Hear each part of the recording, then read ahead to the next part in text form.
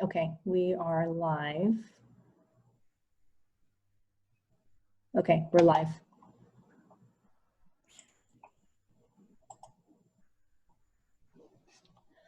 All right. Hello, everyone. This is Perlman and Perlman, a webinar series.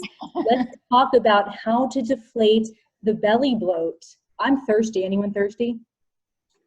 Yeah, I'm going to take some of my Diet Coke. Maybe we'll discuss that.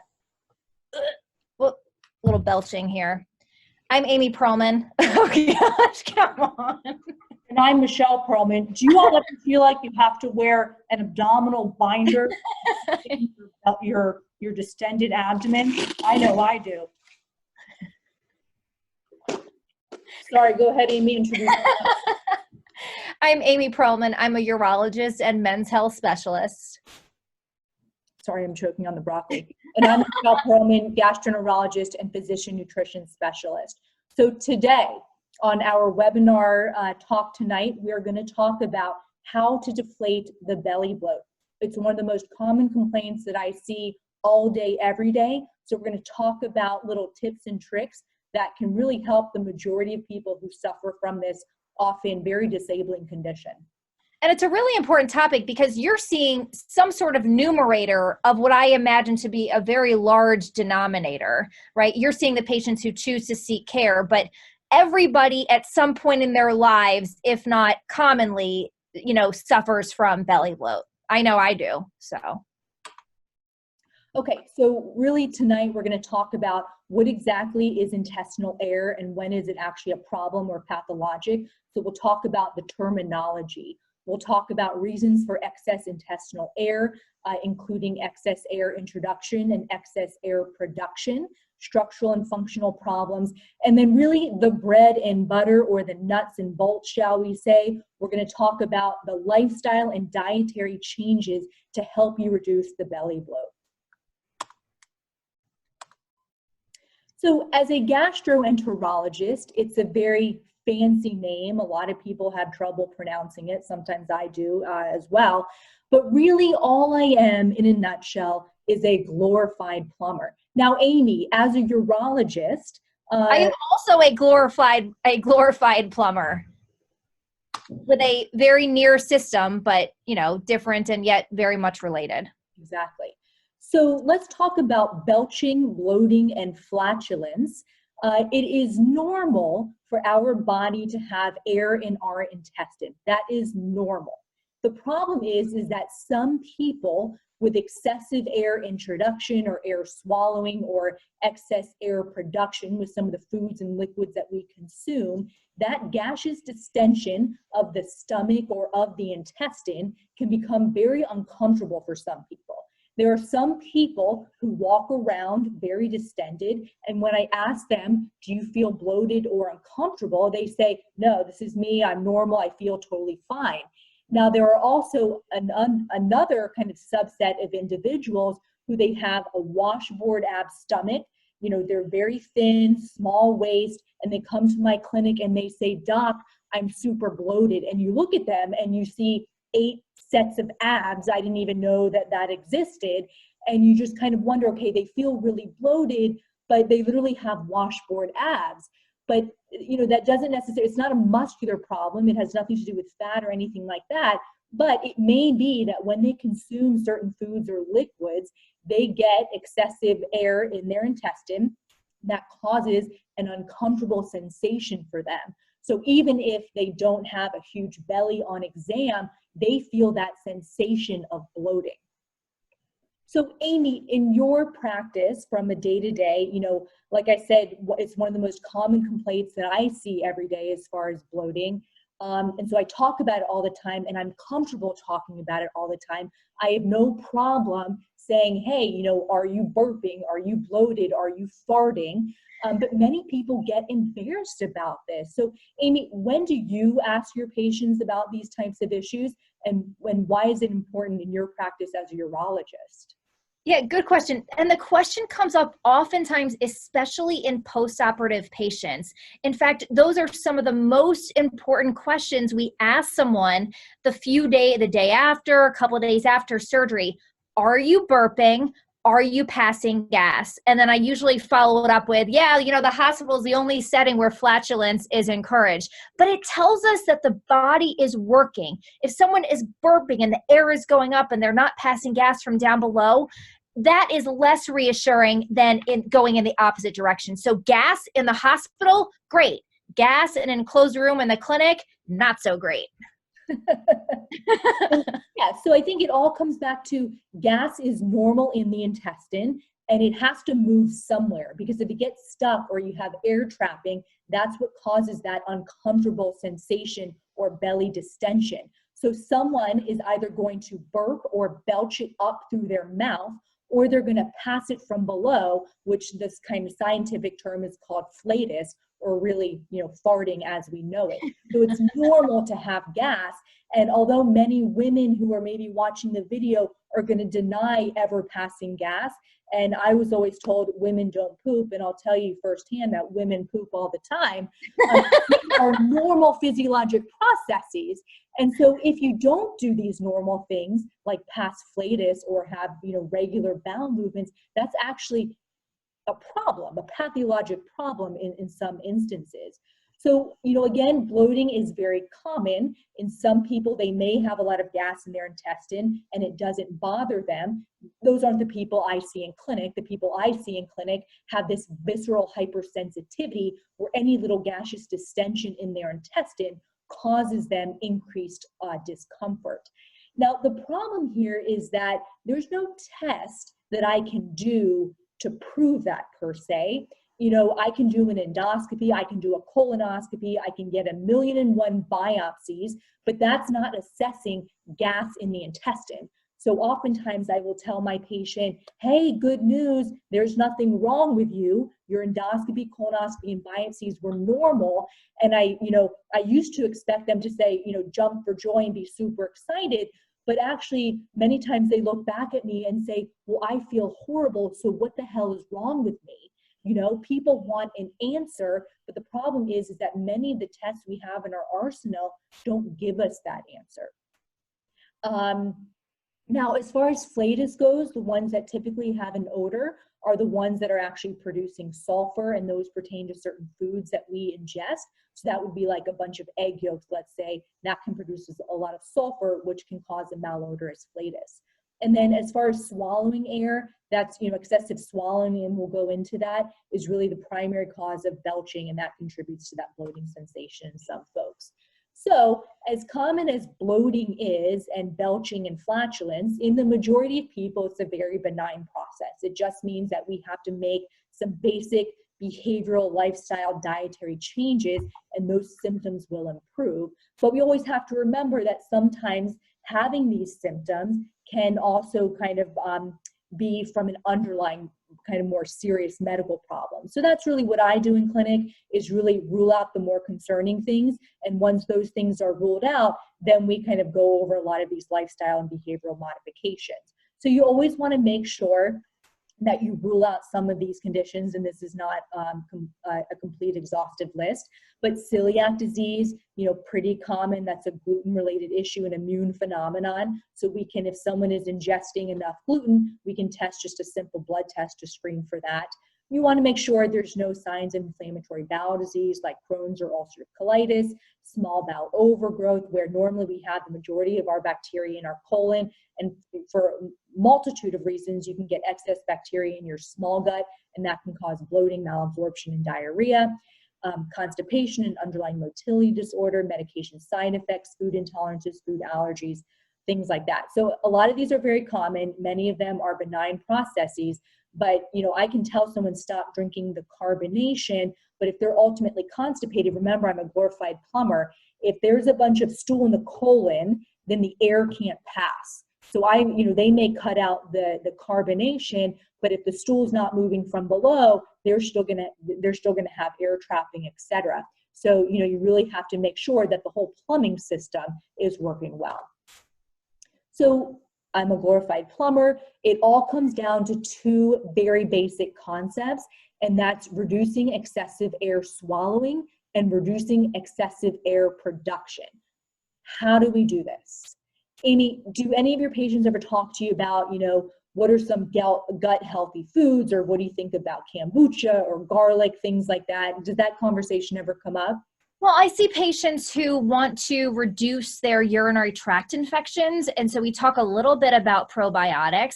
But I know when I myself go into the grocery store and I go down like the lifestyle aisle and I see the functional drinks and I see the kombucha, for $6, and it looks kind of gross, but I hear so much about it that I've tried it on a few occasions. And I don't know that I love the taste, but people are all over it. I mean, it must be a million, maybe even $1 billion industry with these drinks. Like, do they work? What do they do? Do people feel better drinking them? I can't say that I did. Do other people?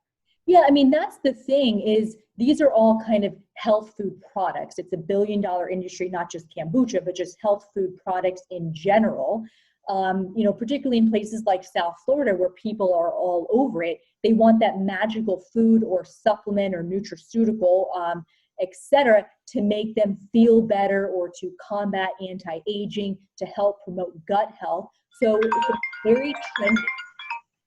It's very trendy. So oftentimes people will, chug the apple cider vinegar or drink a bunch of the kombucha or the fermented cabbage or, things like that, because, or eat a ton of broccoli. So all of those things, you always have to ask your question in that, what is your primary symptom or what is your primary goal?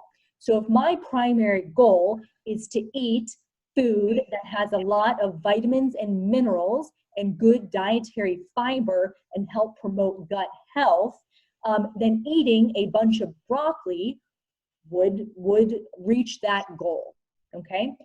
Because of the dietary fiber, all of the rich antioxidants, that will reach those goals that I just mentioned. But if I'm a person that suffers from a lot of distension and discomfort from excessive air in my intestine, then if I eat a whole head of broccoli, I'm going to get very bloated. Now, I may get the nutrients and the minerals and the dietary fiber, but I'm going to feel super uncomfortable if I eat all that broccoli. So it all depends on what the goal is and what your underlying health problems are, etc. People with, let's say, inflammatory bowel disease who have Crohn's, and they end up, let's say, being increased risk of small bowel obstructions from their inflammation. If they eat a ton of fiber, they can actually cause a small bowel obstruction. So those things, that's why I have job security, in that nutrition can be very simple. Like I mentioned, the bloating comes down to two very basic concepts, but it's also very complicated in that it really depends on what your underlying medical problems are and what your goals are, because even with fiber, there's a huge difference between soluble fiber and insoluble fiber. So it can actually get quite complicated. So anything that's fermented or anything that has bubbles, etc., like kombucha or cabbage, things like that, they may promote gut health. They may be very rich in probiotics or bacteria that have been shown to give health benefit to humans. But when someone suffers from bloating, it oftentimes actually worsens the issue. And what's interesting is I actually have noticed I get an influx of patients around January, February time with bloating. So Amy, why do you think that is? Is it the winter months that promote bloating? Is it because New Year's resolutions, people are trying to eat healthier? They see the green leafy vegetables and assume there's a one size fits all. I gotta buy the kombucha. I'm gonna spend the $6. It's worth it. I'm worth it. I'm gonna buy the head of broccoli. You are worth it. You are worth it. Oh, thank you. But it's a one size fits all in the supermarket. Yeah, exactly. And because something's expensive and because something is trendy, we think, I've fallen into that. I am just as much, as a follower as anybody else. And the reality is, when I actually ask myself, Amy, do you feel better or worse drinking the kombucha or the, low sugar Amy, or whatever? Kombucha. Kombucha. I actually don't feel better with those things. And it's very simple. I ask myself the simple question, do you feel better? Do you feel worse? And oftentimes I don't feel better, even though I'm made to think that I should feel better. So, some of these things, I'm not putting down any one product or another. They work for some folks. Again, our job here is really just to educate you and for you to understand that it's not a one-size-fits-all thing. And just because something is promoted to help with gut health, it can actually end up leading to gut issues or gut symptoms. Right on. So yes, it's the whole January New Year's resolutions where people are trying to eat healthier. So really one of the first questions I ask is, when did your symptoms start? When did you notice the bloating got worse? And what dietary changes did you make around that time? And that really, oftentimes gives me the answer. So let's talk about management. There's, again, a lot of medications on the market to help with the bloating. So we see Beano or over-the-counter digestive enzymes, activated charcoal or simethicone. These really are not all that helpful. So if we can really try to change the foods and liquids that we're consuming, many times making adjustments there actually has a much more profound effect than taking some of these over-the-counter medications. Now, from a supplement standpoint, the other interesting thing is some of these medications like chondroitin sulfate or glucosamine that people take for arthritis, notice in the name it says sulfate. So it actually is a sulfur component. So people don't realize that can actually contribute to increased sulfur production and ultimately more intestinal gas. Yeah. So lifestyle changes, this is the nuts and bolts of bloating. Or shall we say the broccoli and the cauliflower? Or the carrots and the pepper. Exactly. So avoiding straws, okay? Sucking down liquids very fast, whether you're using a straw or gulping through kind of a small, narrow thing like this, all of those things, that sucking motion, you suck in air with whatever you're taking in, okay? But these are all things that have become normal for us. We're all carrying around a water thing that has a built-in straw. We are literally doing 5 things at once, where we are eating while we're driving, while we're, yelling at our children, while we're on our phone, whatever. We're doing 5 things at once. And so that kind of anxiety or just the hustle and bustle itself, you end up sucking in a lot of air. A lot of times I don't get a lunch break, so I literally inhale my food. Not only do I inhale my food, I inhale air with that. So it all comes down to kind of eating more slowly. I talk while I eat, even if I'm eating by myself, I guess I talk to myself. So talking while we're eating, although it's common because we often socialize while we're eating, that introduces excess air into the intestine. Repetitive swallowing, people who chew gum or smoke tobacco, sucking hard candy, all those things, again, that sucking motion, it seems so simple, but all of these things put in air into the intestine. So you want to kind of remain upright after eating. You want to stay active. The more active you are, that allows the gas to kind of move more easily. So exercise regularly, reduce stress, and eat slower. Now, if it were all that simple, I wouldn't have a job. If I could give someone a prescription pad with all of these things and say, follow all these things to a T, and you'll never have to come back again, I would have no patients in my clinic. So although these things are very basic and simple concepts, in reality, they're very difficult to follow to a T. So I really try to have people identify what are their main issues, and if they're a constant gum chewer, then it may just start with, okay, limit your gum and really start there.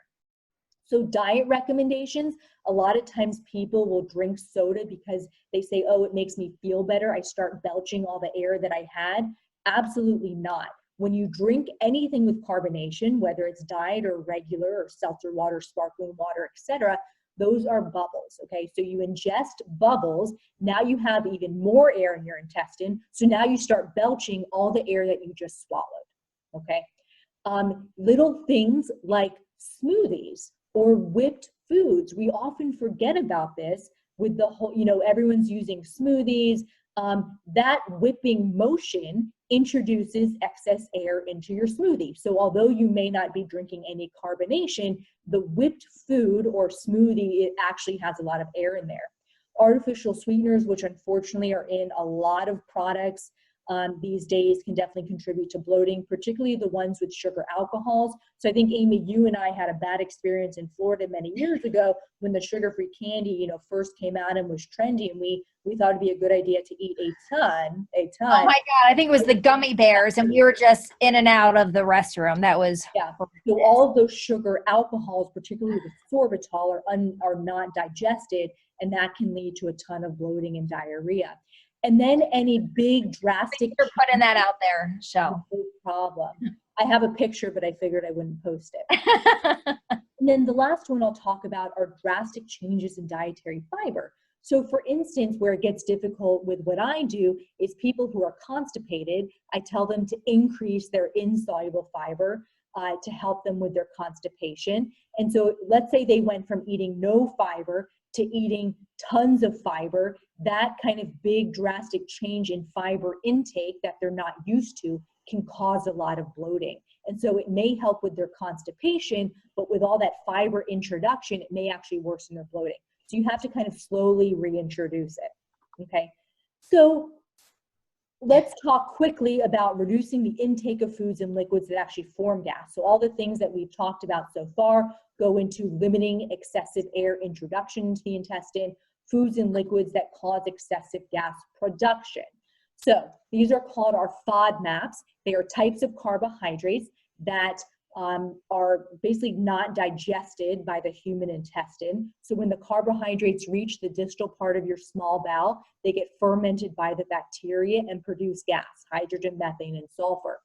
These groups of charts, it's very important to remember, the red does not mean unhealthy and the green doesn't mean healthy. This doesn't mean you can never eat watermelon and that I want you to eat 5 bananas, okay? All this means is less gas, all this means is more gas, less gas. That's all it means, okay? So when I have patients that come to clinic and they're drinking, let's say, cow's milk every morning, then I will say, you know, let's start there. If you are bloated in the morning after you drink your skim or whole milk, why don't we start with changing from your cow's milk to a non-dairy, lactose-free milk option, okay? So the way that I do this in clinic, you know, you can do a low FODMAP diet. It's nearly impossible to follow. It's pretty restrictive and hard to really follow 100%. So the way that I tell people is they print out these charts, they put on their fridge or carry it around with them. And I say, if you're gonna have a fruit, you will tend to have less gas with blueberries than you would with, let's say, an apple. So pick more foods on the green, less foods on the red. Start to check off the foods that you notice tend to make you feel poorly. These are not allergies. It's not an immune problem. They are just kind of food sensitivities. And so it's good to kind of make note of those things, okay? So alarm symptoms that we don't want to forget: if someone has severe prolonged abdominal pain, any GI bleeding, high fevers, diarrhea, worsening heartburn or vomiting, any unexplained weight loss, you know, you really need to seek medical care from your provider, because all of these things are alarm symptoms that need further workup. But for the most part, you know, bloating is a very benign process in many cases, and a lot of it just comes down to dietary and lifestyle changes that we as humans think are normal, but in fact are very far from normal as far as these normal behavioral things. And that's all I have. Wow. That's very enlightening, Ms. P. Thank you. What I find interesting about some of these topics is that even someone like myself, who has been through many years of schooling and specialty training, is I really don't understand the basics of the GI system or the basics of most of the other symptoms, at least like the practical knowledge of when patients come in and they have certain symptoms. So I learned a lot from today's talk, and I appreciate your time and your patience and your love and motivation. But you know what's so fascinating, and one of the reasons why I love being a gastroenterologist but focusing on nutrition, is it's not like this only pertains to men with a prostate or, you know, a subset of people. Literally, nutrition pertains to every single living organism. You know, so there is no subset of people. It's everyone can benefit from good, sound nutritional advice that can be kind of tailored to each individual person. So there's a lot of kind of generic stuff that we're giving in these seminars. It can get a whole lot more complicated based on the person, but I think even if you just have a basic understanding of normal physiology, it can really be incredibly empowering and help a lot of people with kind of just very general, basic, common GI symptoms. Yeah, well, I'm certainly feeling your message. I'm feeling your vibe. Stay tuned for our daily webinars. We understand that this is a stressful time for everybody. We also understand that the quality of life concerns that you had before the COVID situation are still going to remain your quality of life concerns, even in today's day and age of what, the current tragedy going on. And so it's our job, really, it is our job to help keep the conversation going, to at least help educate you on your bodies during this time. And so our plan is to do pretty much daily webinars on various nutritional and urological and men's health and overall health topics. It really pertains to everybody, not necessarily the patients that, my sister sees in the office or that I see in the office. You can check out our social media information on this last page here, and feel free to follow us on any of these methods, and keep the conversation going. And I don't know, that's all I have. I'm feeling tomorrow. What do you want to talk about tomorrow? I don't know, folks, if you want to post something, any ideas that you want to hear about. I talk a lot on testosterone and urinary concerns and erectile dysfunction. What about if you don't use it, you lose it? Well, if you don't use it, you lose it. Yeah. A good one. All right, we'll think about it. Upcoming topics too, we can talk about supplements. Yeah. So yeah, keep it classy. Keep in touch. Signing out. I think we need to sign out. All right. Cheerio. Cheerio. Cheerio.